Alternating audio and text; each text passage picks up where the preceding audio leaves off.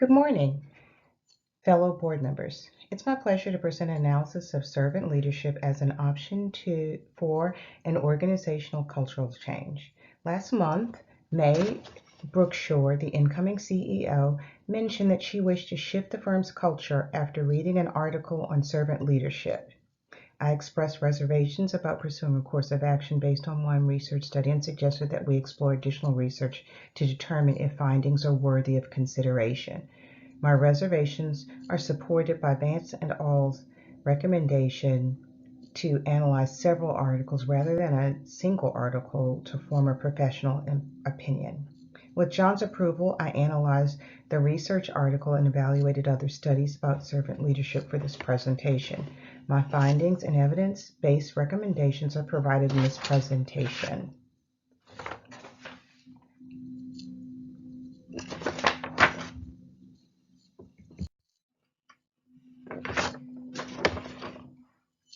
Our goal today is to help Brookshore Industries Board of Directors reach a well-informed decision about organizational culture and leadership goals.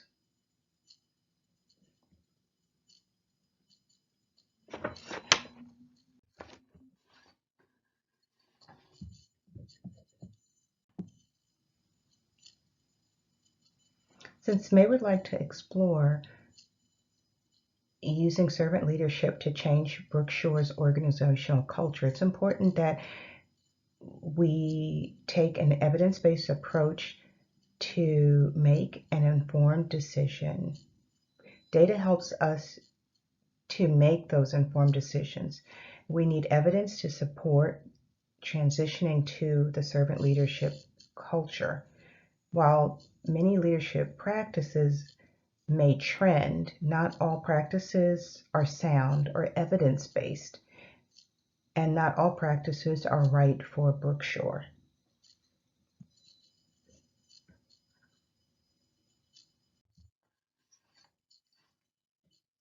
What is servant leadership? Servant leadership is a term coined by Robert Greenleaf, and it describes leaders who focus on others rather than themselves. They may positively impact organizational and individual performance. Servant leader culture develops in an organization where employees, referred to as followers, experience servant leader behaviors. Hunter et al. Found that servant leaders start a cycle of service by providing servant behaviors that followers model by providing high quality service to helping customers and others. The philosophical perspective. Researchers consider what's observed through study or experimentation, what is real and can be measured, where and how much researchers' opinions and experiences impact research. Melcher and Bosco believe that servant culture leadership can be observed and studied through experimentation. It can be measured using the servant leader questionnaire, and they believe that their research is objective and without their personal values, and their values have not impacted what they've researched. Over the next few slides, I will compare the article that May provided as well as an alternative article that I read by Leiden, Wayne, Lau, and Musser on servant leadership. The second article was chosen because it provides more detail in the methods that were used, and it also focuses on the relationship between servant leadership and the work on an individual as well as organizational level.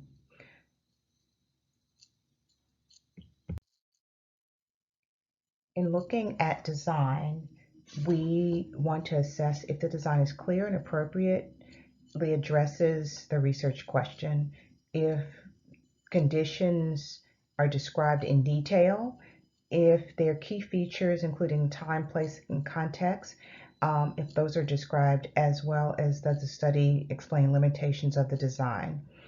So in looking at the two studies, The Leiden study provides an overall research strategy that's designed to meet and measure the impact of servant leadership on the organization and employees.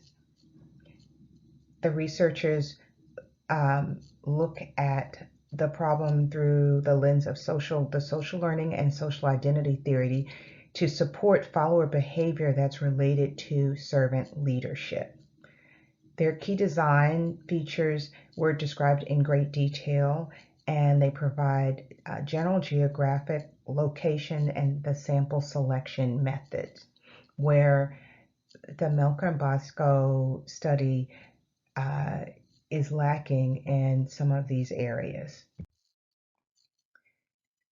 However, Melker and Bosco collected data on two levels. The first level was to determine if there actually were servant leadership behaviors among the dealership leaders. Once they found the presence of those characteristics or behaviors, they conducted a second level of data collection using the servant leadership questionnaire. And this questionnaire was distributed by investigators to the three leaders, mid-level managers, and any the employees that are reporting to mid-level managers. They were hand distributed. On the other hand, Leiden used 5 measures from individual measures of servant leadership to the perception of serving culture, employees' identification with the store where they worked, the store performance, and that was based on composite material obtained from the corporate office. And then they also looked at how managers evaluated employee performance. So this was a much more robust data collection. In comparing the sample sizes, the Melker and Bosco sample was small. So this limits how you can generalize this study to other studies. It also is limited it was over 3 locations, and those locations were high-performing auto dealerships. So there was no comparison of high-performing versus low-performing to see if there was a presence of servant leadership. In the Leiden study, the researchers looked at 76 restaurants and over 1,200 employees and managers were involved. They had a significant response rate, 71% for employees and 93% for employees, using a random sample.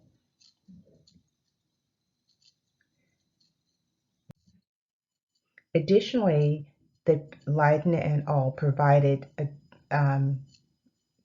details on the age, gender, race, educational levels, and tenure with the organization and store. That this data is important when looking at replicating studies as well as looking at applying it to other organizations. When looking at the data analysis methods, we look at, are the methods clearly described, appropriate for the research question, and sufficiently rigorous? Does the report clearly explain and justify key analysis? And are the appropriate statistical procedures used? And are there any limitations? So the interview tool that Melker and Bosco used has face validity. And the questionnaire appears to also have face validity for measuring the servant leader characteristics. They found a presence of service leader characteristics, and they found that the leaders scored higher than the mean. They also tested but found no relationship between servant leaders and demographic factors for age, level of education, and years of service. The survey tools that Leiden used appear to have face validity, and they measure for leader characteristics, serving culture, store performance, employee identification with the store, employee performance. They found a relationship between the servant, the store manager, who's a servant leader, serving culture, store performance, employee performance, and serving culture also reduced turnover, contributed positively to customer service behaviors and employee creativity. When looking also at the data, we look at the tools that are used.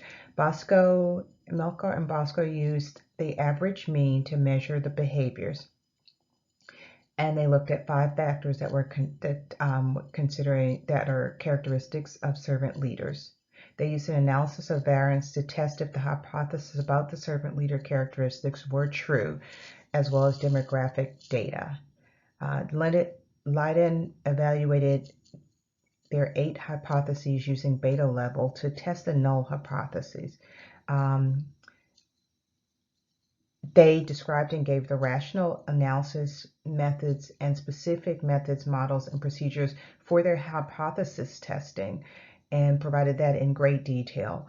They described how the analysis was conducted and how empirical findings were interpreted. And their study reflected confidence that their study could be replicated. And they justified all their key analysis, as well as discussed limitations and the potential for bias. The next 2 slides are a comparison using the scores of minus, meaning those are lacking, and then a check, meaning they met the requirements. So when we look at study design, data quality, data collection, Melker and Bosco did not meet the necessary targets, where Leiden, Wayne, Lau, and Muser met the targets.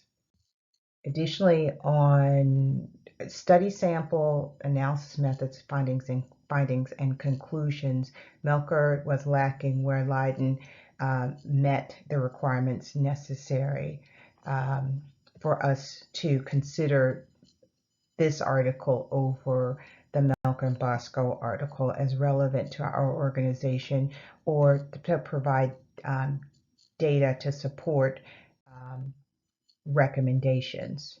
So using the results from Leiden, they indicate that servant leadership positively impacts store performance, employee performance, turnover, customer satisfaction, and employee creativity.